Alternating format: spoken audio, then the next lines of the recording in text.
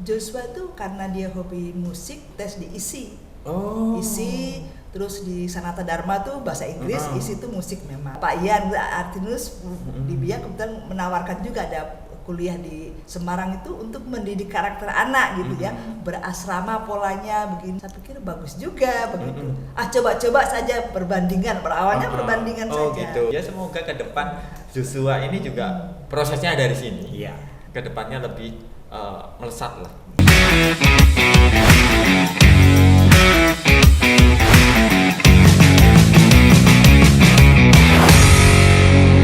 Kali ini saya kedatangan tamu yang jauh banget. Ini dari Pulau Biak ya.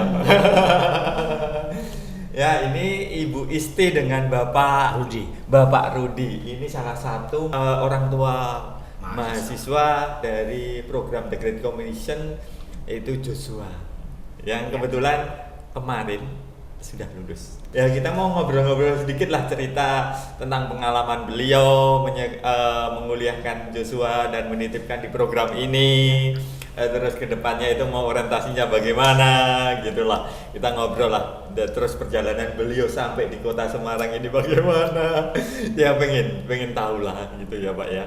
Nanti kita ngobrolin itu ya. Kita langsung aja ketemu dengan Ibu Isti sama Bapak Rudi. Bu, bagaimana perasaannya sekarang? Ya, sukacita ya. Anak yang dititipkan di sini untuk kuliah, berasrama, sempat mundur ya sampai 2 tahun lebih, sekarang sudah selesai. Sudah selesai ya? Sampai di wisuda, sangat bersyukur dan bersukacita lah.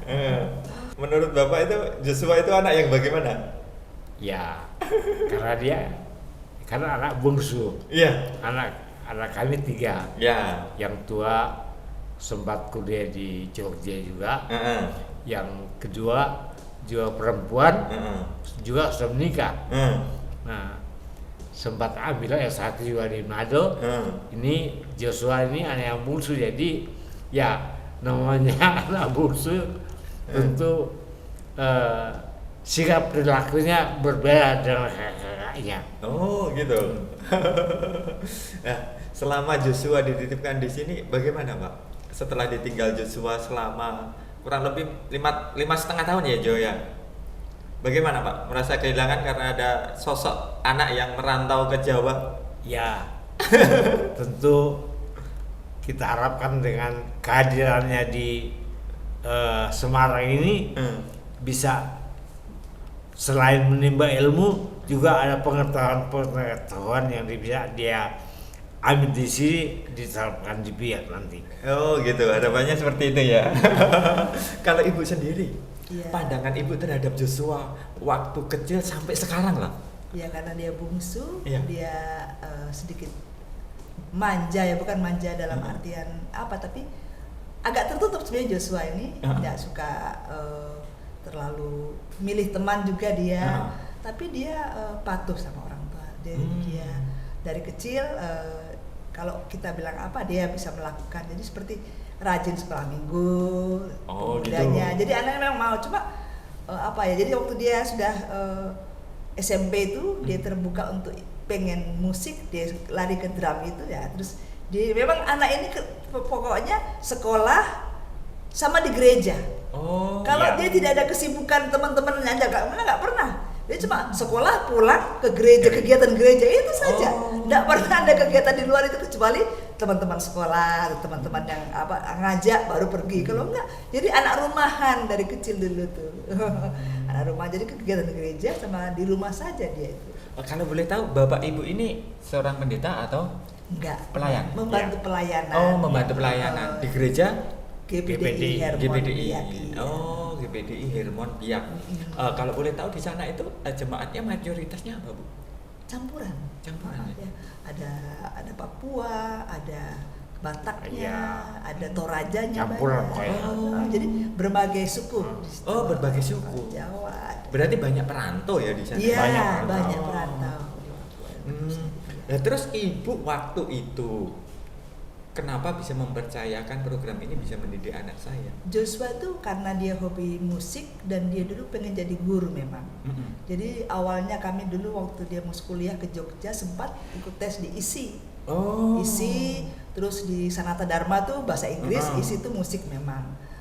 Sudah tes tapi kami coba Pak Ian Artinus di BIA kebetulan menawarkan juga ada kuliah di Semarang itu untuk mendidik karakter anak gitu ya, berasrama polanya begini. Jadi saya pikir bagus juga begitu. Coba-coba saja perbandingan, berawalnya perbandingan saja. Gitu.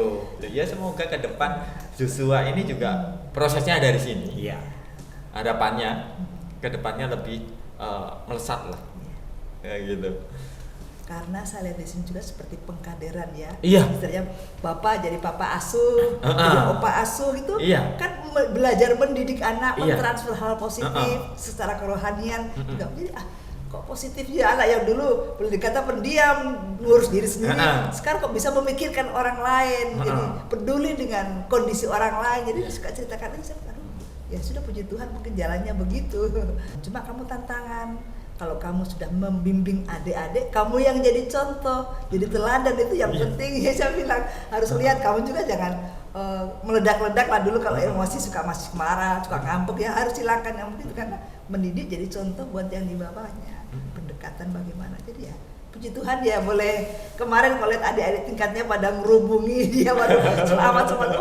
Berarti dia dengan adik-adik tingkatnya dengan anak asuhnya cuma baik, pikir saya syukur saya. Selama perjalanan Joshua di sini, apa kesusahan ibu yang hadapi? Secara apa nggak susah ya. Cuma pas COVID itu, COVID waktu dia ngasih tahu COVID itu, pas dia mau pulang pada keluar asrama, lockdown, dia nggak bisa pulang. Dia termasuk beberapa temannya tinggal di sini itu sebab dia sakit paru ya waktu itu, terus kirim ke Jogja untuk apa, terus dia itu terus perpanjang gitu lockdown itu apa, setelah membuka lockdown dia boleh pulang, terus masih boleh di rumah untuk online itu sampai tahun 2022 ya dia. Jadi di rumah, jadi tapi secara apa ya biasa aja sih, kami berusaha, namanya kami sudah pensiunan baru menyekolahkan anak juga memang beban berat, tapi kami berusaha karena berpikir positifnya itu. Jadi sebenarnya nggak ada kesulitan, cuma masa COVID itu rasa sekali gitu, anak ini gimana gitu. Nah, Jo, gimana perasaanmu saat ini? Kalau ya karena udah 5,5 tahun gitu ya, Mas. Cuman lega sih. Lega. Pada akhirnya bisa selesai semua. Karena angkatanku termasuk yang dari sebelum COVID terus harus kena tantangan COVID dan bisa melalui. Ada juga teman-teman yang bisa selesai duluan dan ada yang masih harus ngerjain skripsi dan lain-lain. Sekarang termasuk bersyukur sih bisa agak lebih cepat daripada yang berpikir sebelumnya kayaknya masih bisa harus lama nih kerjanya segala macamnya. Cukup lega sih. Kamu di sini kan kaderisasinya perkusi ya? Iya, musik. Musik ya, drum ya. Terus kedepannya gimana? Mau lanjut ke drum atau berkarir sekalian ngedrum? Awalnya pengennya berkarir sambil bermusik, cuman nanti lihat peluang ke depan juga. Kalau emang ada kesempatan itu pasti pengen ambil. Tapi emang dari dulu sukanya ngajar musik juga. Di gereja juga sering suka sharing gitu sama teman-teman yang pengen belajar gitu. Jadi di sini pun ketika ada kesempatan di kaderisasi drum itu ya bersyukur sekali bisa bantu ngajar adik-adik juga yang di sini. Berarti ada impact yang kamu dapat dari kaderisasi ini ya. Terus kamu itu kan selama 5,5 ya Ju, dalam program ini. Kendala apa yang kamu hadapi selama program ini? Kendala yang pasti yang pas COVID sih itu Mas. Kan berubah banget semuanya. Aturan segala macam regulasi kan berubah karena yang awalnya teman-teman di sini masih banyak, semua kita sama-sama menikmati kondisi di sini. Tapi pas COVID udah ada yang ya kayak cari keselamatan masing-masing gitu lah. Mau gimana lagi gitu, karena emang pandemi gitu. Dan pada akhirnya mencoba kayak menyesuaikan, beradaptasi dengan kondisi yang mungkin bisa dibilang menakutkan juga gitu kan. Karena dengan pandemi itu kan banyak yang apa ngelewatinya dengan susah payah. Bahkan sama orang tua kita aja sendiri ya kita urus hidup masing-masing ya kan gitu. Cukup berwas-was. Iya. Jadi banyak adaptasi sih Mas, banyak adaptasi banget dari 2019 sampai 2025 ini emang berusaha beradaptasi saja sih. Berarti kendalanya itu ya? Iya, berusaha waktu beradaptasi. itu. Nah, terus kalau soal skripsi kemarin apa kendalanya? Skripsi kemarin tuh karena proyek yang aku ngambil itu di Biak, di tempatku di Biak, akhirnya harus pulang itu untuk diskusi sama organisasi di sana, PAUD yang di sana untuk bikin websitenya gitu, rancangan awalnya. Jadi itu yang mungkin agak bikin lama untuk penyelesaiannya. Oh gitu, karena proyeknya di sana. Iya, jadi kamu pulang pergi itu. Iya. Oh. Nah. Jo, kan di sini ada mission trip. Waktu mission trip kamu kemana? Waktu itu timku dapat di Tasikmalaya. Di Tasikmalaya. Tapi di Tasik Selatan ya. Jadi di bawah banget. Oh, di bawah pegunungan ya? Di selatan ya, dekat pantai. Oh, dekat pantai. Oh, Tasik Selatan. Kamu ke sana naik apa dulu? Waktu itu dari sini kami tim naik bus sampai di kota Tasiknya, baru dijemput sama gembalanya. Itu nanti naik angkot gitu sampai di tempat pelayanan. Gereja apa sih di sana? GBT. Bethel Tabernacle. Oh. Terus pengalaman apa yang kamu dapat dari sana itu? Boleh di-share lah. Pengalaman lebih kayak ini ya, melihat kondisi yang memang daerah terpencil yang minim listrik, minim fasilitas. Jadi belajar untuk menyesuaikan sama kondisi jemaat di sana yang ya rata-rata hidup sederhana sih Mas. Itu sih yang belajar. Ada banyak pengalaman kayak mengolah dari hasil kebun gitu di sana juga ada, karena gembalanya ada punya usaha sendiri kayak gitu, usaha minyak kelapa kayak gitu, akhirnya belajar membuat gitu dengan gembalanya. Gitu. Membuat hasil-hasil olahan kebun. Berarti banyak juga ya dari program kami mission trip, akhirnya kamu mendapat pengalaman baru, hidup bersosialisasi dengan masyarakat yang dulu mungkin kamu itu cuma ngomongnya sama ibu sama bapak atau tinggal minta udah ada gitu. Akhirnya kamu itu ternyata kayak gini ya, orang cari uang, ternyata gini ya, bersosialisasi sama lingkungan, beradaptasi, berinteraksi sama orang kan gitu ya. Mungkin ya itu yang kamu dapat ya. Gimana Bu? Untuk mission trip aja di sini programnya seperti itu. Pandangan Ibu terhadap mission trip program kami gimana? Sangat bagus ya. Karena anak-anak ini diajar untuk turun ke satu daerah, melihat keadaan di sana, selain pelayanan, juga masyarakat, kondisi masyarakat bagaimana. Jadi ada perbandingan gitu. Saya kalau dengan orang tua saya tuh kok, atau di daerah saya tuh masih bebas beribadah. Di sini kasihan teman-teman di sini kok sangat terpencil, sudah begitu beribadah terbatas begitu. Jadi apalagi nggak ada fasilitas listrik begitu. Jadi ada perbandingan yang saya harapkan dia berpikir yang ambil sisi positifnya. Berarti kita di sana harus lebih semangat gitu, paling nggak kan kebebasan beribadah, terus fasilitas ada, sarana listrik ada gitu. Jadi ya membekali mereka lah, sehingga ke depan mereka bisa melihat bahwa di daerah tertentu masih banyak yang kesulitan untuk beribadah ya, terus mendapatkan dana untuk menopang pelayanan itu dengan berkebun tadi, dengan apa. Jadi ada perbandingan, dia bisa bersyukur begitu dengan kehidupannya sekarang, bagaimana ke depan kalau dia bisa Tuhan berkati bisa melihat juga orang-orang seperti itu. Saya harap seperti itu ya, ada pengalaman khusus buat dia yang masih muda, yang mungkin nggak kebayang buat dia waktu itu daerahnya seperti itu. Nah itulah saya bilang, pelayan banyak daerah terpencil yang masih sulit, banyak tekanan, banyak masalah. Untuk menghidupi mereka punya jemaatnya harus berkebun, bikin minyak kelapa seperti yang ceritakan tadi. Jadi sesuatu pengetahuan yang harusnya dia ambil manfaat positifnya di situ. Berarti tidak merasa keberatan dengan adanya mission trip. Ada hal-hal yang bagus yang bisa diambil dari anak-anak ini. Terus Joshua, hal apa yang bakal kamu rindukan di sini ke depan? Keluarga rohaninya sih. Keluarga rohaninya. Karena bersyukur bisa dipercayakan juga untuk anak-anak rohani dan cucu-cucu rohani. Itu menjadi kalau kita yang jauh dari orang tua punya keluarga rohani itu bisa sangat membuat kita punya tempat cerita, bisa senang-senang bareng juga gitu. Apalagi bisa terlibat pelayanan bareng gitu di sini. Jadi keluarga Rohani sih, ya memang bakal kamu rindukan. Tapi masih toh, nanti bakalnya masih ada grup atau apa, chatting-chattingan gitu. Masih ada kontak-kontakan. Terus sudut pandangmu terhadap program ini setelah kamu menempuh dan selesai di program ini apa Ju? Untuk mendidik karakter sangat bagus. Memang untuk kita mahasiswa yang belum pernah terbiasa dengan kondisi alur kegiatannya dan segala macam, pasti ngerasa kayak berat dan segala macam. Tapi bagi aku selama masih mau dicoba nggak masalah sih. Selama masih mau belajar untuk kayak gimana ya untuk ngatur waktu, gimana untuk mendisiplinkan diri, gimana untuk kayak kalau dikasih kepercayaan pelayanan dilakukan gitu. Jadi hal-hal kecil yang harusnya tidak berat tapi mungkin kan kembali ke mindset ya Mas. Ya makanya disiplinkan diri untuk ngatur mindset itu, gimana kita di sini bisa tetap melakukan tanggung jawab kita sebagai mahasiswa tapi juga bisa melakukan kegiatan-kegiatan asrama yang memang jadi kewajiban juga di sini. Itu sih. Itu tadi bicara soal mengatur waktu ya. Supaya bisa di-share lah ke adik-adikmu gimana cara kamu mengatur waktu antara kuliah, pelayanan, terus sama kehidupan pribadimu. Itu caranya gimana kamu bisa melewati itu?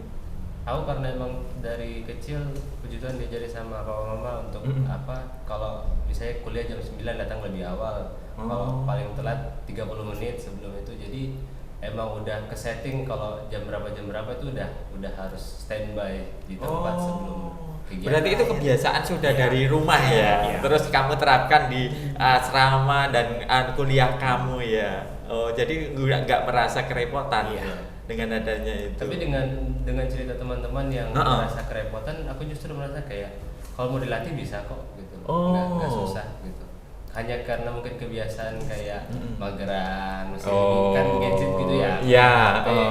Nge-scrolling gitu, jam berapa baru berangkat. Nah itu sih lebih ke itu karena emang generasi Z apalagi angkatanku itu udah terlalu dengan gadget, jadi terlalu mudah untuk terdistraksi itu sih.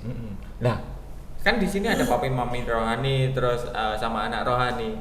Perbedaan kamu menjadi anak rohani sama papi rohani bagaimana? Apa?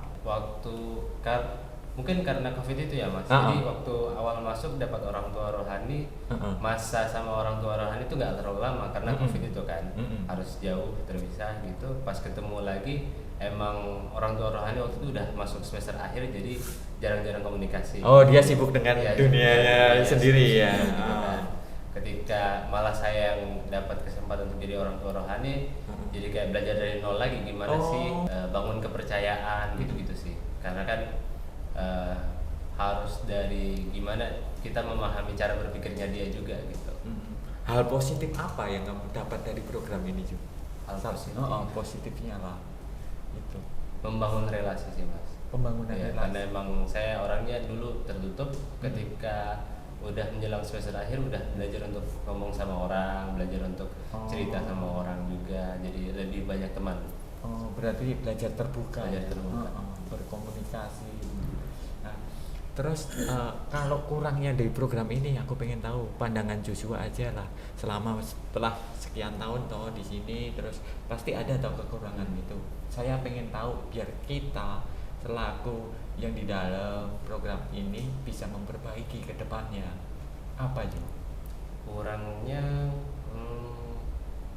mungkin perhatian dari pengurus juga sih, perhatian dari pengurus dan dari orang-orang tua rohani di sini, atasan juga terhadap anak-anak sih.